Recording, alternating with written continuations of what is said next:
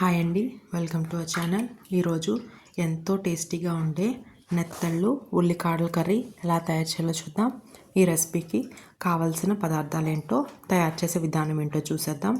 కావలసిన పదార్థాలు: 2 కట్టలు ఉల్లికాడలు చిన్న ముక్కలుగా కట్ చేసుకున్నవి,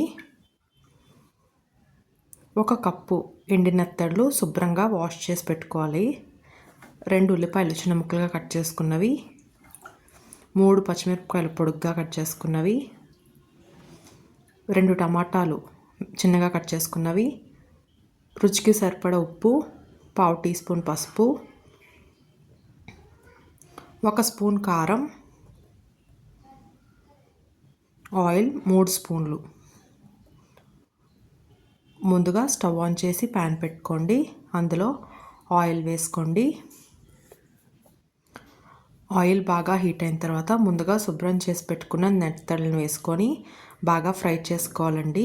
ఇలా ఫ్రై చేయడం వల్ల నెత్తళ్ళు కర్రీలో అనేది ఇరిగిపోవండి, లేదా మొత్తం పేస్ట్ అయిపోతుంది.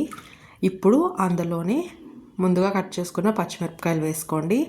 పచ్చిమిరపకాయలు కూడా ఫ్రై అయిన తర్వాత ఉల్లిపాయలను వేసుకోండి. ఇప్పుడు అందులోనే ఉప్పు ఇంకా పసుపు వేసుకోండి. నెత్తల్లో ఆల్రెడీ మనకి సాల్ట్ కంటెంట్ ఎక్కువ ఉంటుంది కాబట్టి సాల్ట్ అనేది చూసి అడ్జస్ట్ చేసుకోండి.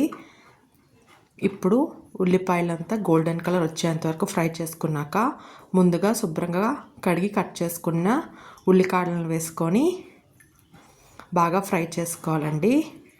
ఉల్లికాడల్లో మనకు కొంచెం వాటర్ అనేది రిలీజ్ అవుతుంది. బాగా ఫ్రై చేసుకోండి. ఉల్లికాడలు కూడా బాగా ఫ్రై అయిన తర్వాత ఇప్పుడు ముందుగా కట్ చేసుకున్న టమాటాలను కూడా వేసుకోండి. ఇప్పుడు ఈ టమాటాలని కూడా మెత్తగా గుజ్జుగా అయ్యేంత వరకు ఉడికించుకోండి. టమాటాలు మనకి బాగా ఉడికిన తర్వాత అందులోనే కారం వేసుకోండి. కారం అనేది మీ స్పైసీకి తగ్గట్టుగా అడ్జస్ట్ చేసుకోండి. నాన్ వెజ్ కాబట్టి కొంచెం కారం ఎక్కువే పడుతుందండి. ఇప్పుడు బాగా కలుపుకొని కారం మొత్తం పచ్చివాసన పోయేంత వరకు, అలాగే ఆయిల్ పైకి తేలేంత వరకు ఉడికించుకోండి. ఇప్పుడు అందులో 1 గ్లాస్ వాటర్ వేసుకొని మీ కన్సిస్టెన్సీకి తగ్గట్టుగా అడ్జస్ట్ చేసుకోండి. ఇప్పుడు బాగా కర్రీ దగ్గరికి పడి ఉడికేంత వరకు సిమ్లో పెట్టుకోండి. కర్రీ అంతా బాగా ఉడికి దగ్గరికి అయిన తర్వాత స్టవ్ ఆఫ్ చేసి ఒక సర్వింగ్ బౌల్లో తీసుకొని అన్నంతో సర్వ్ చేసుకుంటే ఎంతో టేస్టీగా ఉండే నెత్తళ్ళు ఉల్లికాడల కర్రీ రెడీ అయిపోతుందండి. ఈ రెసిపీ మీకు నచ్చినట్లయితే ట్రై చేసి ఎలా ఉందో కమెంట్ చేయండి. అలాగే ఛానల్ని కూడా సబ్స్క్రైబ్ చేసుకోండి.